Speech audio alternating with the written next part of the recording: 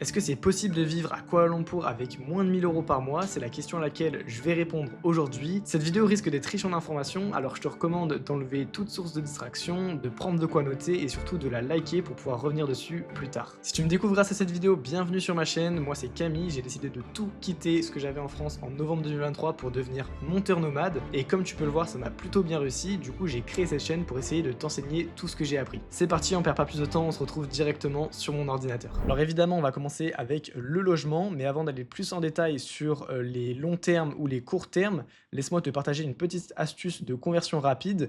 1 € est égal 5 ringgit, parce que tu verras que ici je t'affiche tous les prix avec la monnaie locale. Alors si tu es là que pour quelques jours, ou en tout cas moins de 3 mois, je te recommande fortement de chercher sur Airbnb ou Booking, et en ce qui concerne les prix, je vais te donner quelques fourchettes réalistes par mois, tout compris, c'est-à-dire électricité, eau, etc.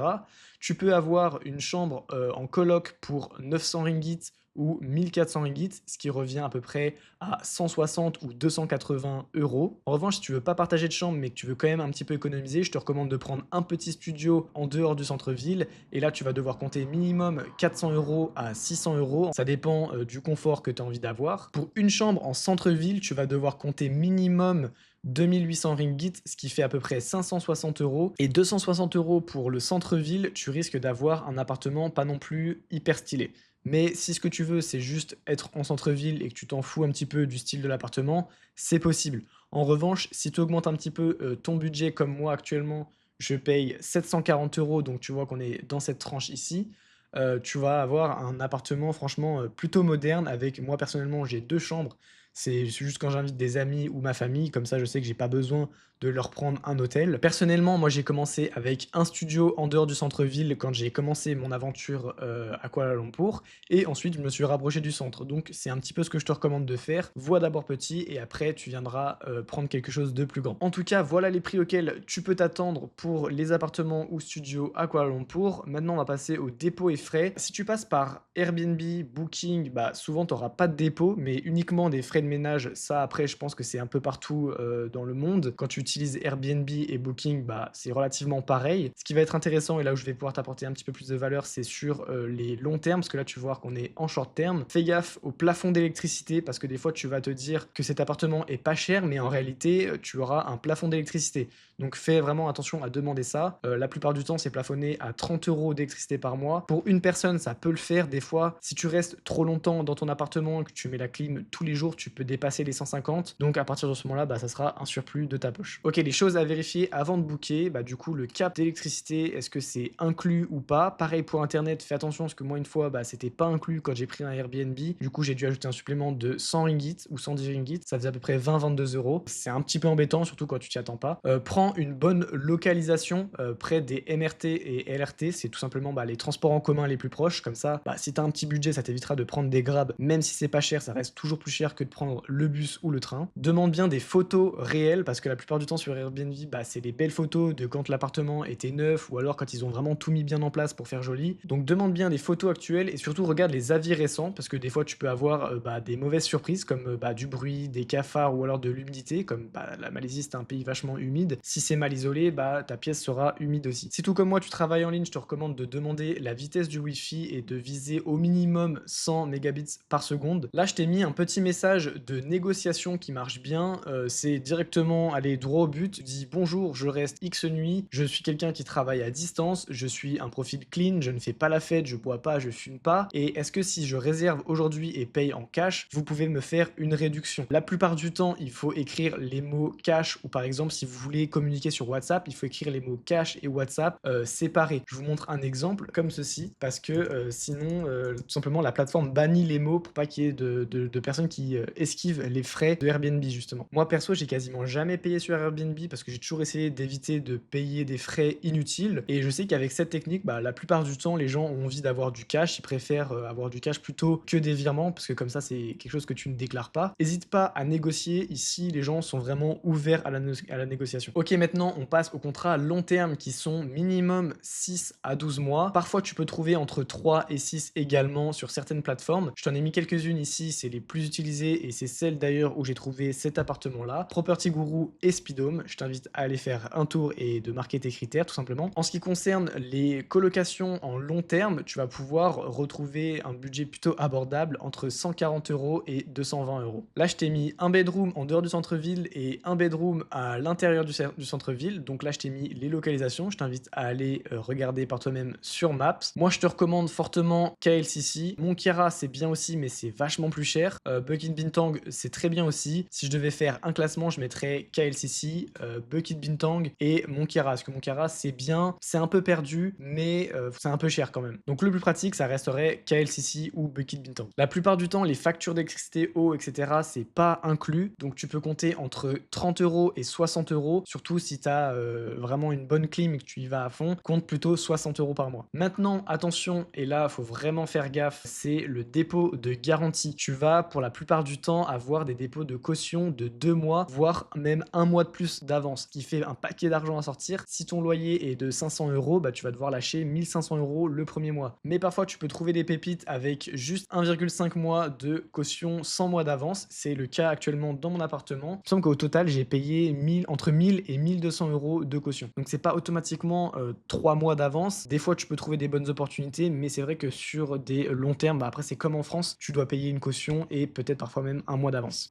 Fais bien attention aux frais administratifs. Pour signer le contrat, tout simplement, ils te demandent entre 100 et 300 ringgit. Moi, perso, c'était 250, juste bah, pour faire voilà, toute la paperasse, etc. Alors, c'est assez logique, mais check bien ton contrat, ton tenancy agreement, les clauses qui y sont incluses. Est-ce que tu as le droit d'avoir une résiliation anticipée ou pas? Parce que ce qui veut dire que si tu as un pépin, tu dois, je sais pas, rentrer en France, et ben, elle te rendra pas ton déposit si tu pars en anticipé, justement. Regarde également si l'entretien des climatisations sont à tes frais ou pas. Ça, à savoir que bah, du coup, tu les feras quand tu veux, même si il me semble que c'est recommandé de les faire tous les 4 mois. Donc, tu vas peut-être les faire 3 fois dans l'année si tu restes 1 an. Négociation utile, là, sur la négociation du prix, tu peux y aller, surtout si tu signes 12 mois. Moi, ce que je te recommande de faire, c'est de faire semblant que tu cherches un truc à 6 mois. Elle va te proposer un prix et ensuite, tu lui dis, bon, tu sais quoi, finalement, donne-moi ce prix-là et je te jure, on signe un contrat à 12 mois. Et là, tu peux avoir des vrais bons prix avec, ouais, bien moins 15-20% même des fois sur certains prix. Ou alors, tu peux tout simplement négocier le Wi-Fi, donc inclus dans le prix. Et là, attention, on passe au red flag, c'est si on te demande un virement avant la visite ou avant le contrat, avant d'avoir signé le contrat. Moi, ce que je te recommande de faire, si tu es actuellement en France et que tu veux venir t'installer en Malaisie ou tout simplement y aller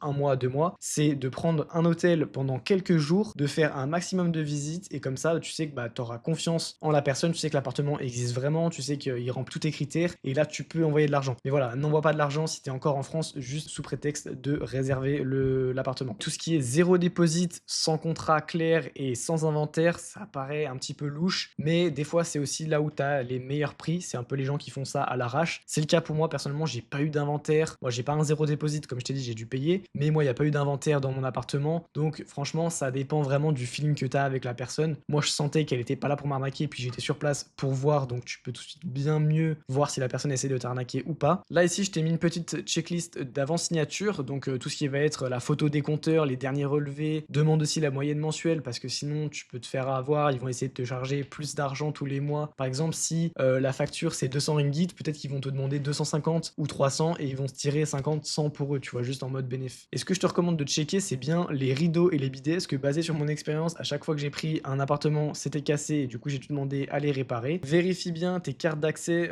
qu'elles soient fonctionnelles, que tu aies accès à toutes les fonctionnalités du condominium, donc la piscine, la salle de sport, le lounge, etc. Et pareil, regarde l'état de la clim et demande une preuve de service récente. Bah après ça, en vrai, moi personnellement, je l'ai jamais fait parce que je suis quelqu'un qui fait vachement confiance. Du coup, je me dis que bah vas-y, en vrai, tant que ça marche, tu vois, je l'allume. Si je vois que ça fait de l'air froid, c'est bon, ça marche, tu vois. Tu peux quand même checker, tu peux leur demander, ils vont pas te refuser. Voilà, c'est à peu près tout pour les logements. On va passer directement à la nourriture. Donc là, ça va être plutôt rapide. Tu vas avoir première option street food ou warung, c'est la même chose. Le prix peut t'attendre à 2 €, 4 €. Ici, je t'ai mis directement la conversion. Restaurant dans les malls, ça s'appelle des food courts. Donc là, ça va être vraiment le mid-range. C'est entre 5 et 12 €. Des fois, tu peux trouver des trucs à 4 € également. Ça reste plutôt rare. En vrai, c'est minimum 5 €. 12 €, par contre, t'as quand même un bon plat. C'est un bon restaurant, 12 € quand même. Et bah, ce qui te reviendra le moins cher, ça sera le cuisiner chez soi. Donc, t'en auras pour 8-10 ringgit. Ça fait à peu près 1,60 € à 2,40 € pour manger bien. Parce que si tu peux manger en street food tous les jours,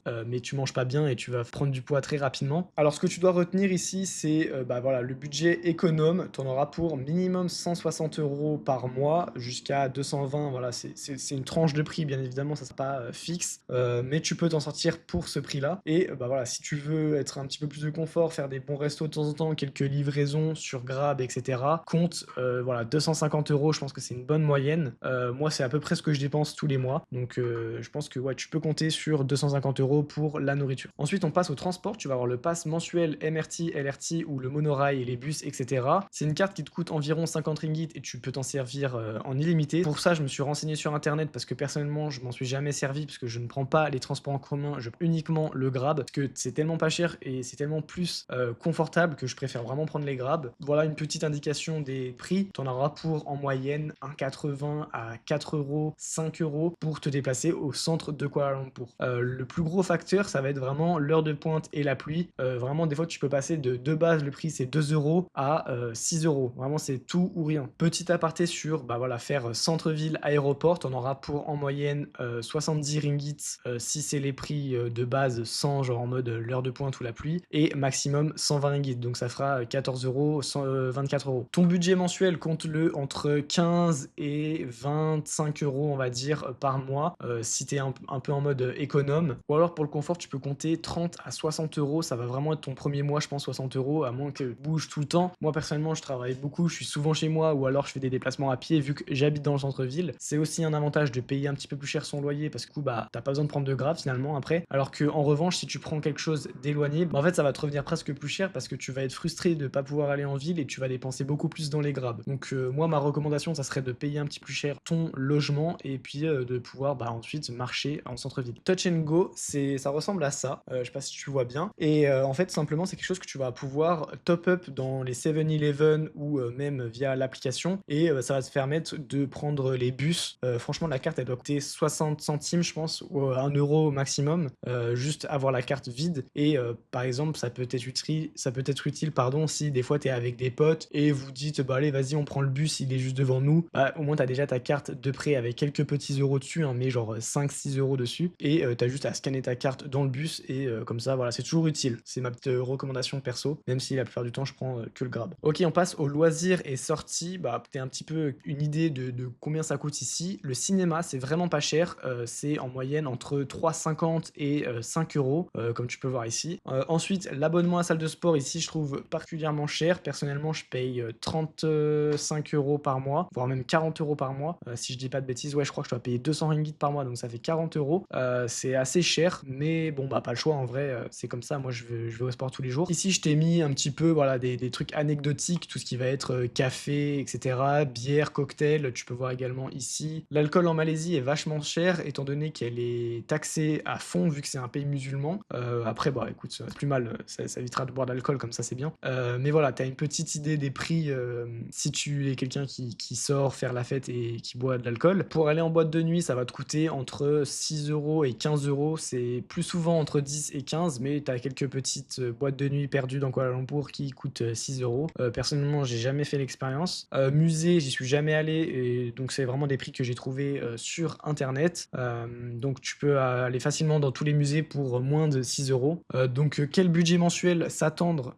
Bah écoute, encore une fois, ça dépend de ce que tu fais. Moi personnellement, je pense que mon budget loisir doit être à maximum 60 € par mois. Donc si tu es quelqu'un qui sort beaucoup, bah après ça dépend, si j'inclus la salle de sport, non, ça sera beaucoup plus. Mais bah on va dire, allez, moi je pense que je paye peut-être 350 ringgit au total dans le mois. C'est pas énorme. Surtout que là dans cette vidéo, on essaie de mettre vraiment un maximum de choses dans 1000 € pour voir si c'est possible de vivre à Kuala Lumpur. Donc voilà, j'espère que tu as une bonne idée des prix sur les loisirs. On passe directement au verdict. Est-ce que c'est possible de vivre avec 1000 € ou moins à Kuala Lumpur? Oui, c'est possible. Attention, quand je dis 1000 €, c'est vraiment 1000 € prêts à être dépensés. Donc faut pas que tu aies de frais fixes à côté, bien évidemment. Comme tu peux le voir, tu peux même vivre avec moins de 600 €, même si là tu auras vraiment, excuse-moi du terme, vie de merde. Mais si tu as envie, tu peux. Et crois-moi, je sais de quoi je parle parce que c'est ce que j'ai fait quand bah, j'ai tout quitté pour la première fois. J'avais pas l'argent que j'ai maintenant. Donc j'ai expérimenté tout ça et je peux te dire que c'est vraiment pas cool. Essaye de partir vraiment avec minimum 1000 € pour être entre confort et city life. Moi, city life, c'est ce que j'expérimente en ce moment et franchement, bah, j'en suis très fier. C'est trop bien. J'aime trop ma vie ici. Si tu te fais pas non plus plaisir tous les jours à aller au restaurant, etc., à faire plein de sorties, oui, c'est largement possible de vivre avec 1000 euros. Donc si tu es dans une optique d'être déterminé, de juste venir travailler et commencer à changer de vie à Kuala Lumpur, c'est largement possible de vivre avec 1000 euros ou moins même. Ici, je t'ai mis le prix des coworking si jamais ça t'intéresse. Par exemple, admettons que tu es un appartement flingué au sol, tu es en colocation, tout ce que tu veux, c'est dormir quand tu es dans ta coloc, mais par contre, la journée, tu veux aller au coworking, c'est possible, ça te fera à peu près 80 euros. La différence entre le centre-ville et la périphérie, elle est quand même de 200 euros à peu près, un petit peu moins, 150, 200 euros. Pareil, les cafés et tout ce qui va être croissant, par exemple, comme ça peut aller très très vite. Moi, je sais que j'ai un budget café de 50, 60 euros par mois, parce que je suis un fou. Voilà, je bois beaucoup de café. Pareil, les croissants, c'est mon petit péché mignon, donc on va dire que croissant café, c'est une bonne partie de mon budget. Voilà, c'est tout pour cette vidéo, j'espère que j'ai répondu à ta question. Pense à t'abonner parce que toutes les semaines, je te partage un maximum de valeur, que ce soit sur le voyage en Asie du Sud-Est ou même un petit peu ma façon de penser. Et également, quelque chose que je t'ai pas dit, c'est que je suis formateur en montage vidéo. J'accompagne simplement les personnes qui sont en reconversion, qui veulent changer de vie, sortir un petit peu du schéma classique. Je les prends du tout début et je les amène sur la lune. Non, c'est pas vrai. Non, plus sérieusement, je les prends du tout début et je les transforme en monteur vidéo indépendant. Donc voilà, si c'est quelque chose qui peut t'intéresser, que tu en as marre du schéma classique, que tu es un petit peu curieux, tu veux voir si c'est quelque chose qui est fait pour toi, envoie-moi un petit message sur Instagram et on se fera un petit appel avec plaisir. En tout cas, merci d'avoir regardé et je te dis à plus tard dans une prochaine vidéo. Ciao!